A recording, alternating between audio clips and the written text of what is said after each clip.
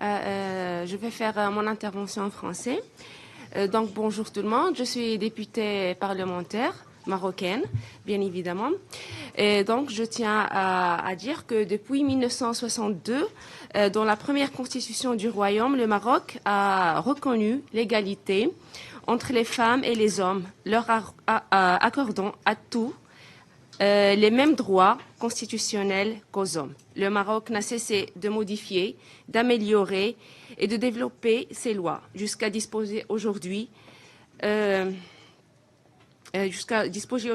arsenal juridique solide qui lui permet d'incarner l'engagement du Royaume envers les dispositions des accords internationaux et le respect par le Royaume de la Constitution de 2011 qui stipule l'interdiction et la lutte contre toutes les formes de discrimination entre les hommes et les femmes, tant dans son article 19 et dans son article 164.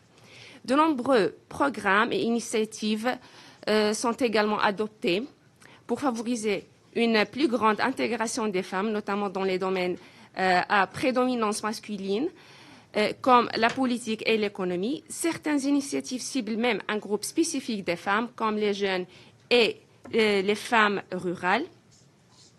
Parmi ces programmes, on peut citer la vision nationale et feuille de route de l'initiative nationale pour l'autonomisation économique des femmes au milieu rural, qui a été élaborée par Banque Al-Maghreb et le ministère de l'Emploi et l'insertion professionnelle en coopération avec la Banque européenne pour la reconstruction et le développement.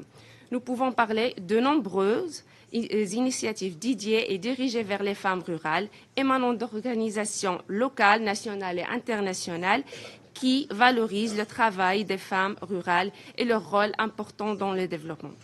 Les femmes rurales contribuent au développement économique et social en créant de la richesse et en préservant le patrimoine culturel sous toutes ses formes matérielles et immatérielles. Prenons l'exemple des femmes de l'Arganier. L'argan est devenu mondialement célèbre, non seulement pour ses bienfaits médicaux, mais aussi grâce au cycle de production auquel les femmes rurales contribuent de manière significative.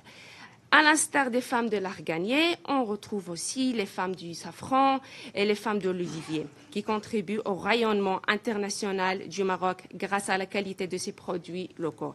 Pour finir, au Maroc, nous tenons à ce que les femmes rurales aient le droit de bénéficier de tout ce que le gouvernement offre comme programme ou projet, que ce soit à l'échelle locale ou nationale. Surtout que les taux de chômage auprès des femmes rurales sont très faibles par rapport aux femmes en milieu urbain. Et merci. Je vous remercie, honorable